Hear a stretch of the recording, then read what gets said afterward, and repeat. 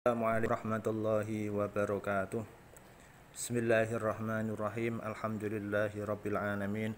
Wassalatu wassalamu ala asyrafil mursalin sayyidina wa maulana Muhammadin wa ala alihi wa ashabihi ajma'in, amma ba'd.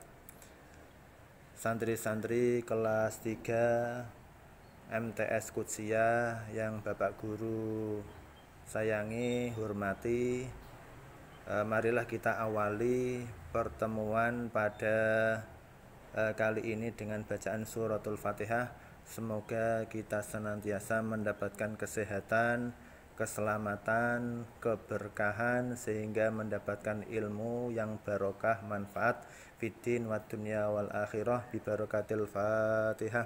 A'udzu billahi minasyaitonir rajim. Bismillahirrahmanirrahim. Alhamdulillahi rabbil alamin arrahmanir rahim maliki yaumiddin. Iyyaka na'budu wa iyyaka nasta'in. Ihdinas siratal mustaqim. Siratal ladzina an'amta 'alaihim ghairil maghdubi 'alaihim waladdallin. Rabbighfirli wa liwalidayya wa lil mu'minina amin. Bismillahirrahmanirrahim. Materi pada hari ini adalah tentang mad atau qasar. Mad atau qasar. Secara harfiah, mad artinya panjang, qasar artinya pendek secara harfiah.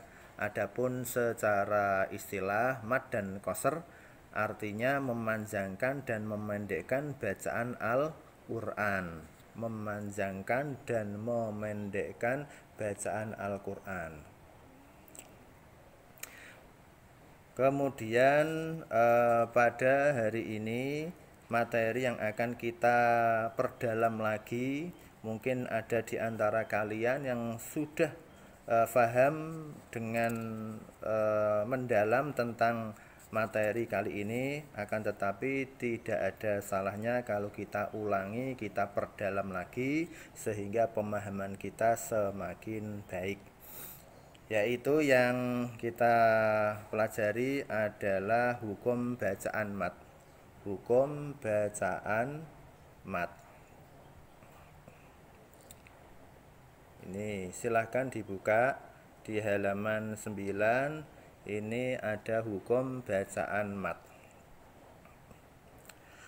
Secara bahasa, mad berarti memanjangkan atau tambah, yaitu memanjangkan suara huruf yang wajib dipanjangkan.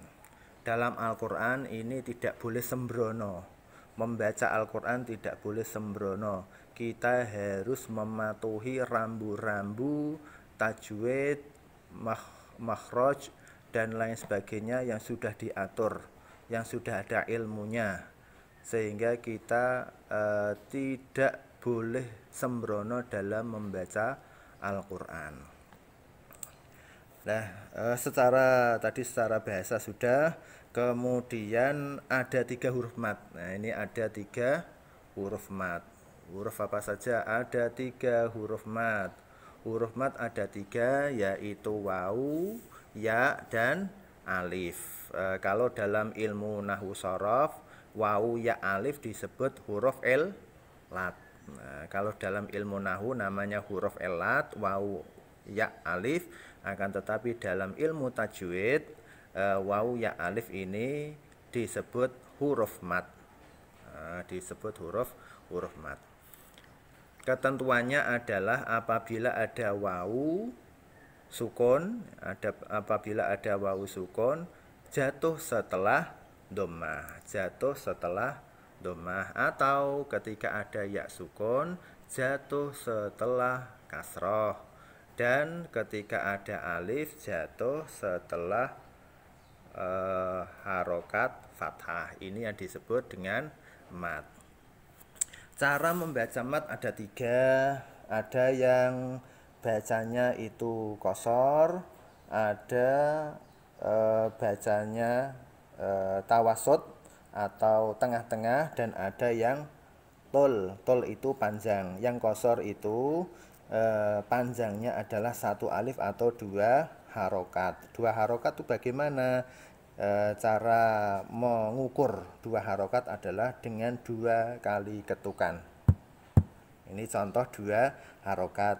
Yang kedua, tawasud. Tawasud artinya tengah-tengah atau tidak terlalu panjang, juga tidak koser, tidak pendek. Kategorinya panjang 1,5 alif atau 3 harokat, 3 ketukan.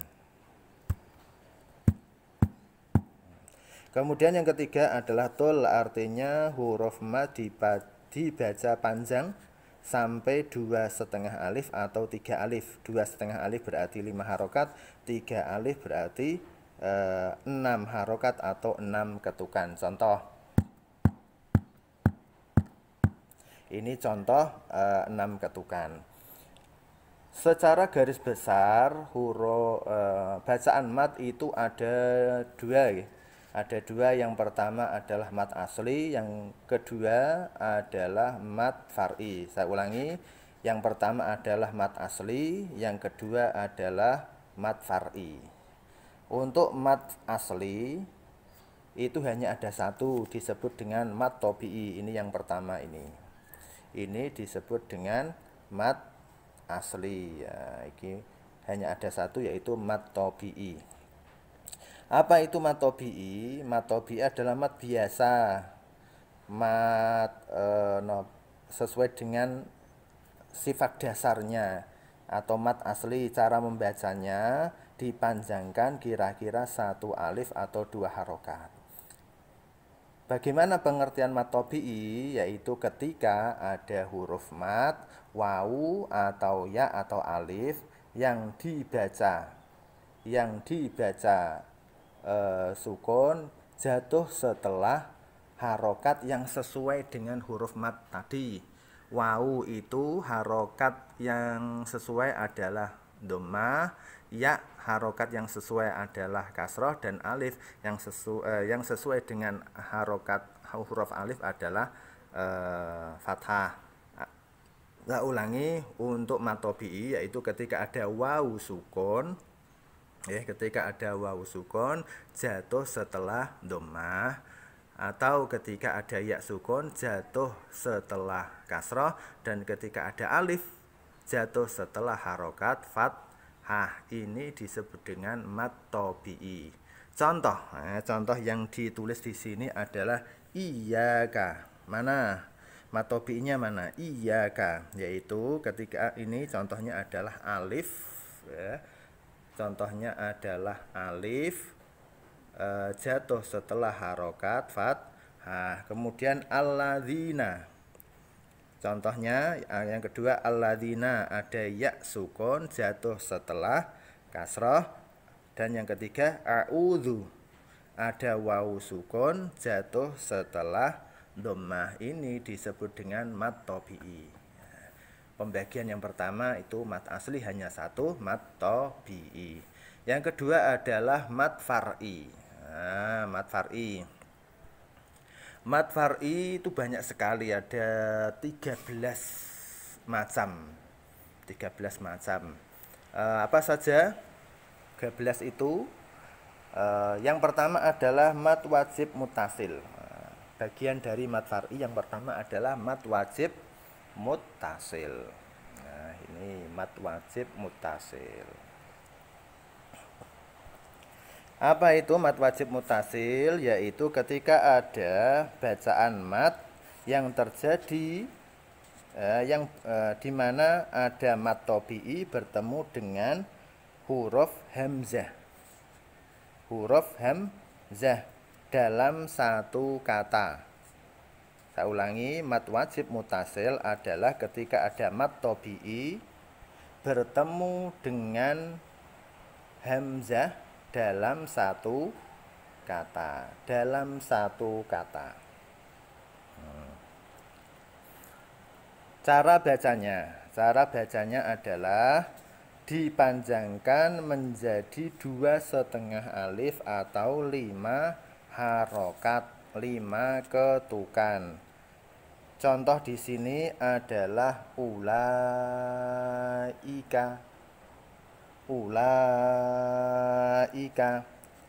Ini ada mat tobi'i yaitu la panjang, ini yang namanya mat tobi'i. Tapi karena bertemu dengan hamzah setelahnya yaitu ada hamzah ulai, ini adalah hamzah dalam satu kata, maka la ini tidak lagi menjadi mat tobi'i tetapi bacaannya menjadi mat wajib muttasil. Kenapa? Karena bertemu dengan hamzah dalam satu kata. Contoh yang kedua, sawaun. Ini ada alif, sebelumnya berupa fathah berarti mat tobi'i, tapi bertemu dengan hamzah un ini adalah hamzah dalam satu kata, maka sawaun ini disebut dengan bacaan mat wajib muttasil. Panjangnya berapa? Panjangnya 2,5 alif atau 5 harokat. Contoh yang ketiga, ja'a, ada mat tobi'i yaitu ja, ini adalah mat tobi'i bertemu dengan hamzah di belakang dalam satu kata, maka disebut bacaan mat wajib muttasil. Panjangnya adalah 5 harokat atau 2,5 alif. Yang ketiga, mat jaiz munfasil. Yang kedua dari mat far'i adalah mat jaiz munfasil. Mat jaiz munfasil. Yang ini mat jaiz munfasil. Mat jaiz munfasil pengertiannya adalah ketika ada mat tobi'i bertemu dengan hamzah akan tetapi tidak berada satu kata, tidak dalam satu kata, alias dalam kata yang berbeda atau berlainan. Tidak dalam satu kata, ini yang mat jaiz munfasil. Panjangnya, sekarang panjangnya panjangnya ada dua cara. Boleh disamakan dengan panjang mat tobi'i yaitu hanya 1 alif 2 harokat, atau disamakan dengan panjangnya mat wajib muttasil yaitu 2,5 alif atau 5 harokat. Berarti mat jaiz munfasil ini boleh dibaca 1 alif, boleh dibaca 2,5 alif. Contohnya apa ini? Contohnya adalah bima unzila inna a'tainaka wala antum. Yang pertama bima unzila.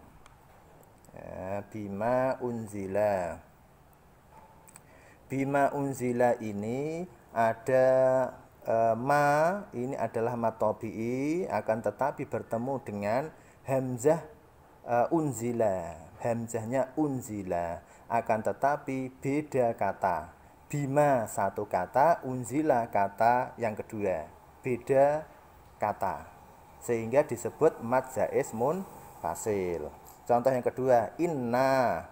Nah, ini mat tobi'i bertemu dengan hamzah tapi beda kata. Inna satu kata sendiri, a'tainaka satu kata sendiri. Karena beda kata, maka disebut dengan mat jaiz munfasil. Yang ketiga, wala antum. La ini mat tobi'i bertemu dengan hamzahnya antum. Beda kata. Wala satu kata sendiri, antum satu kata sendiri, sehingga disebut dengan mat jaiz munfasil. Panjangnya berapa tadi? Panjangnya adalah 2,5 alif atau 5 harokat. Boleh 1 alif atau 2 harokat. Itulah mengapa, karena boleh milih panjangnya 1 alif atau 2,5 alif, maka disebut mat jaiz munfasil. fasil. Ya. Untuk mengetahui, untuk mendeteksi ketika kalian membaca surat dalam Al-Qur'an, ketika dalam ayat ini itu termasuk mad wajib mutasil atau munfasil, untuk lebih memudahkan kita dalam mendeteksi, ada mudah sekali, yaitu dengan cara ketika hamzah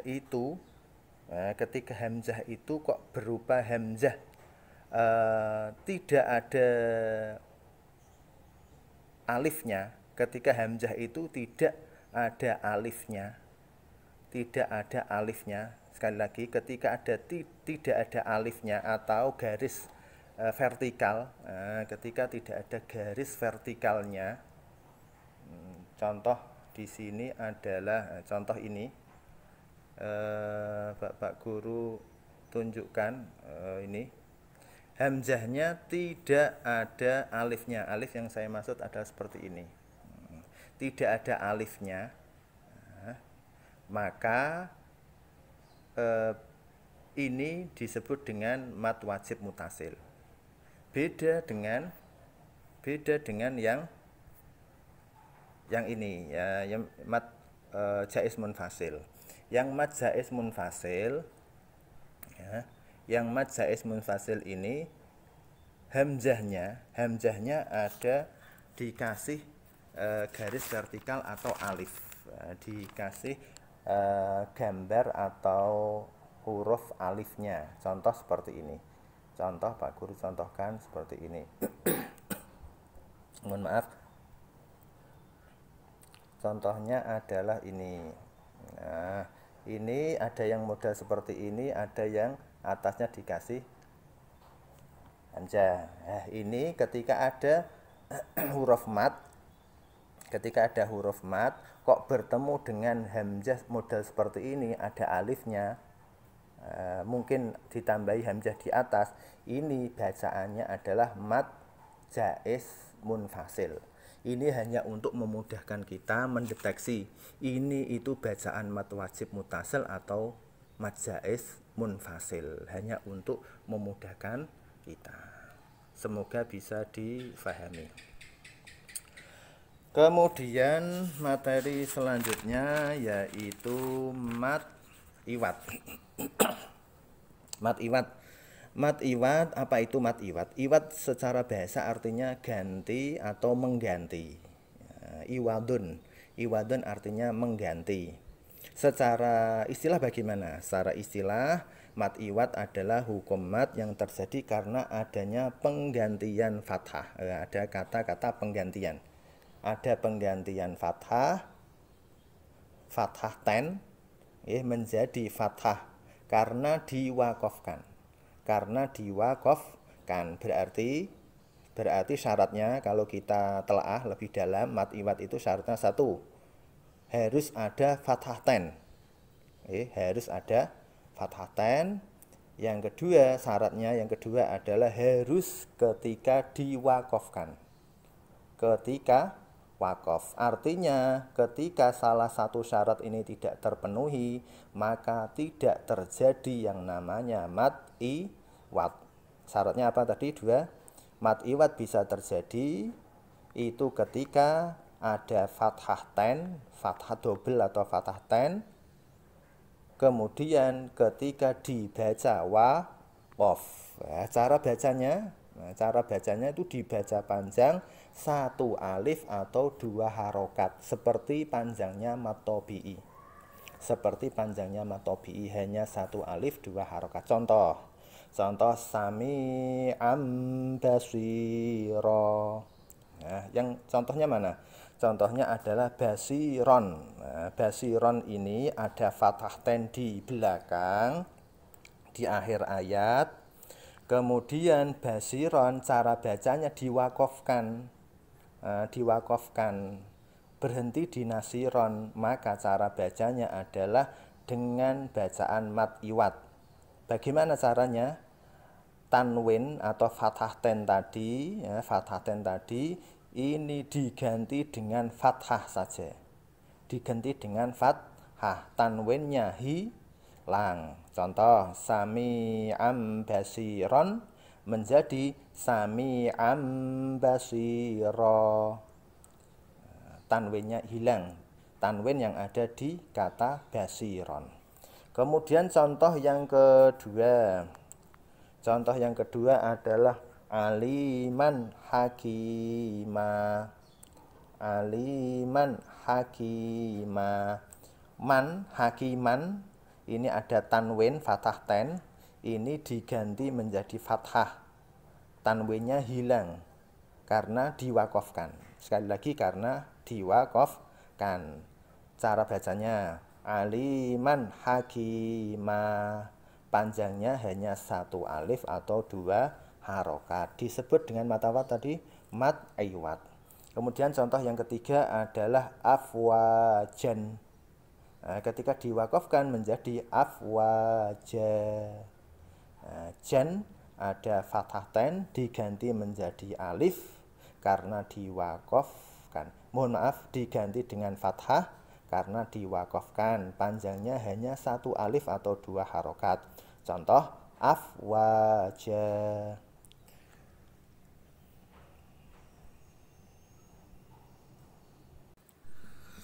Santri-santri kelas 9 MTS Kusyah yang Bapak Guru sayangi dan dimuliakan oleh Allah Subhanahu wa taala. Mari kita lanjutkan, tambah 2 mat saja ya. Tambah 2 mat, yaitu mat lain dan mat arid lisukun. Mat lain dan mat arid lisukun. Kita masuk yang mat lain dulu. Mat lain atau mat lain itu pengertiannya ketika ada wawu mati. Pengertiannya ketika ada wawu mati atau ya mati. Wawu mati atau ya mati jatuh setelah harokat fathah. Jatuh setelah harokat fathah, kemudian bertemu dengan huruf hidup setelahnya. Setelahnya ada huruf hidup, syaratnya harus diwakafkan. Sekali lagi saya ulangi, syaratnya ketika ada, pertama ketika ada wawu mati atau ya mati. Kemudian yang kedua, sebelum wawu mati atau ya mati, wawu sukun atau ya sukun tersebut sebelumnya berupa harokat fathah. Syarat yang ketiga,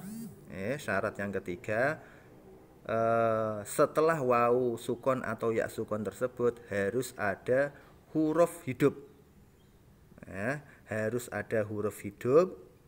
Yang keempat, harus huruf hidup tadi itu dibaca wakof.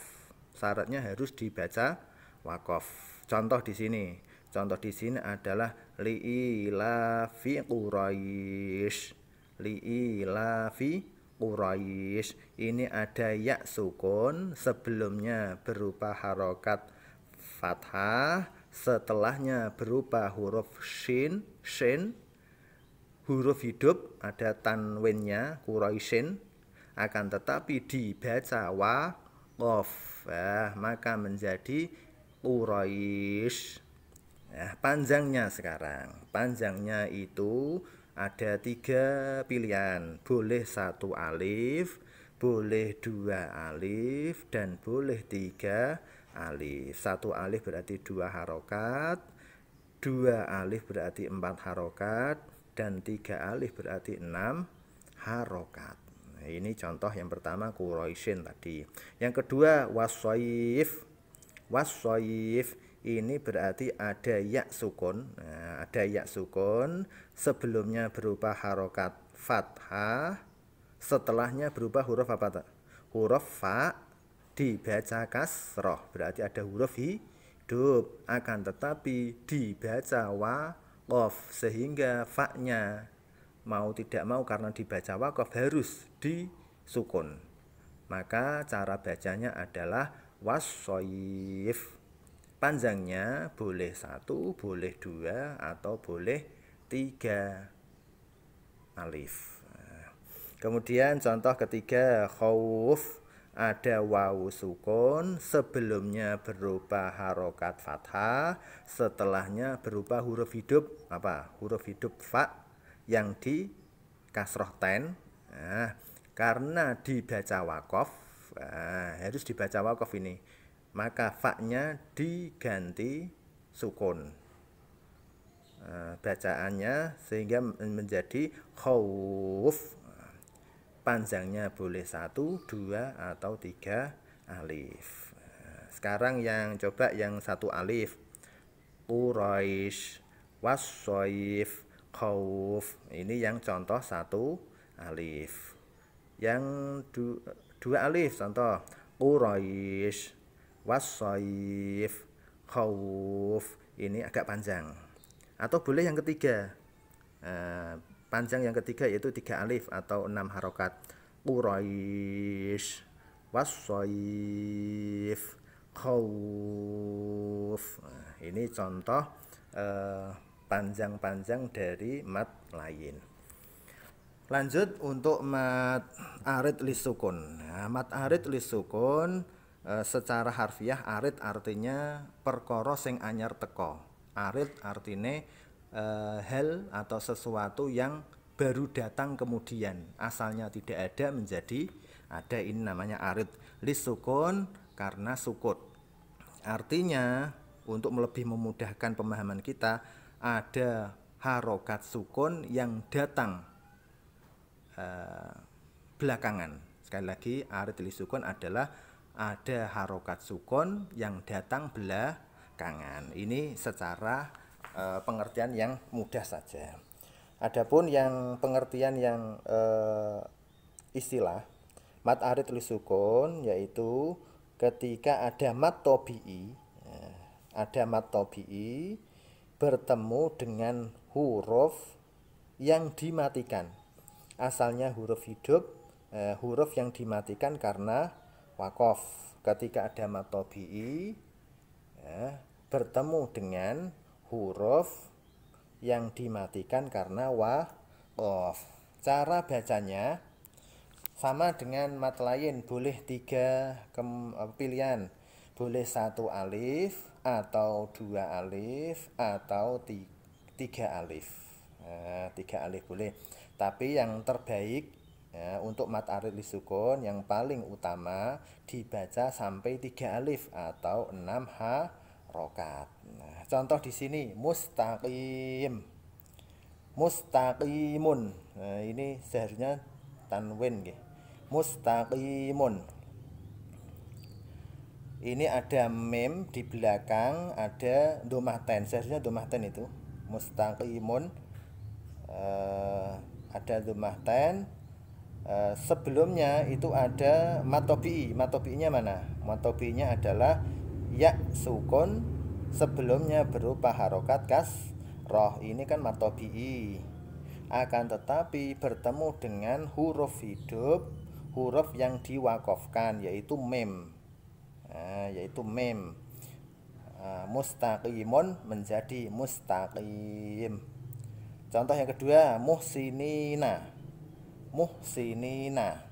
Ini ada matobi'i yaitu ya sukun, sebelumnya harokat kasroh, kemudian bertemu dengan huruf, 1 huruf syaratnya, 1 huruf yang dibaca wakof yaitu nun. Kalau contoh di sini adalah nun fathah.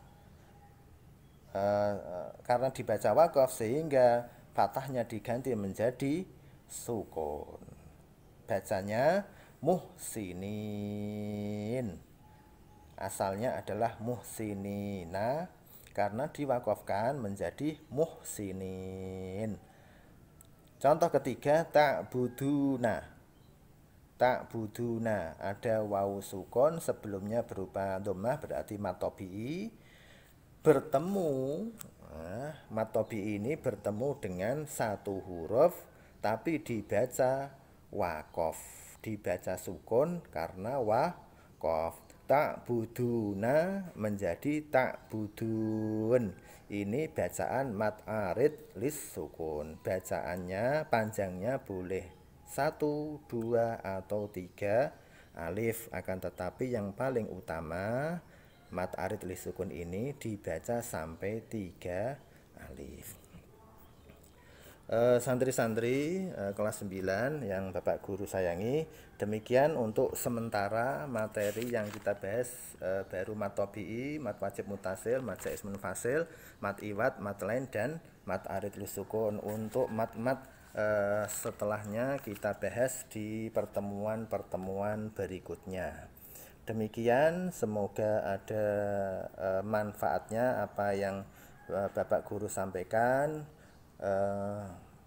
Pesan Pak Guru selalu menaati protokol kesehatan dimanapun kalian berada, baik di rumah maupun ketika ada acara di luar. Intinya adalah tetap menjaga 3M 3M, yaitu memakai masker, menjaga jarak, dan sering-sering mencuci tangan. Bahkan untuk Menteri Agama sudah menggelorakan 5M, bukan hanya 3M tapi 5M. Ini lebih detail lagi, menjaga jarak, kemudian mencuci tangan, memakai masker, menghindari kerumunan. Menghindari kerumunan, kalau ada kerumunan kita pergi saja, atau mengurangi mobilitas. Mobilitas itu mengurangi keluyuran kalau dalam bahasa kasarnya. Kalau tidak penting-penting amat kita keluar rumah, ya tidak usah keluar, tetap di rumah saja. Tapi kalau ada kepentingan yang mendesak, memang sifatnya harus kita lakukan, harus keluar rumah, contoh sholat berjamaah di masjid, ya tetap kita keluar rumah untuk melakukan sholat jamaah dan lain sebagainya. Tapi ketika tidak ada keperluan yang penting, yang sekedar jagong-jagong atau mungkin hanya kongko-kongko di pinggir jalan, itu kita hindari. Dan semoga ada manfaatnya. Terima kasih atas perhatian dari kalian semua. Semoga kita mendapatkan tambahan ilmu yang melimpah, yang banyak. Kalian menjadi santri-santri yang alim, yang pinter-pinter, yang akil, yang cerdas-cerdas. Tetap patuhi kedua orang tua kalian. Sehebat apapun, sepintar apapun kalian, kalau tidak taat terhadap orang tua, na'udzubillah min dzalik, hidup kita sebagai anak pasti terlunta-lunta atau tidak nikmat. Sebaliknya, kalau kita patuh kepada orang tua, saya yakin kita mendapatkan ridho kedua orang tua. Saya yakin kita sebagai anak, kalian sebagai putra-putra dari kedua orang tua, itu akan mendapatkan hidup yang nikmat, yang sejahtera. Ada hadis, ridallah fi ridal walidain wa suhtullahi fi suhtil walidain. Mohon ini dipegang betul. Ridhone Gusti Allah itu terletak pada ridhone kedua orang tua, dan murkane Allah itu terletak pada murkane kedua orang tua. Semoga kita mendapatkan ridho kedua orang tua kita masing-masing. Amin amin ya rabbal alamin. Demikian akhirul kalam. Assalamualaikum warahmatullahi wabarakatuh.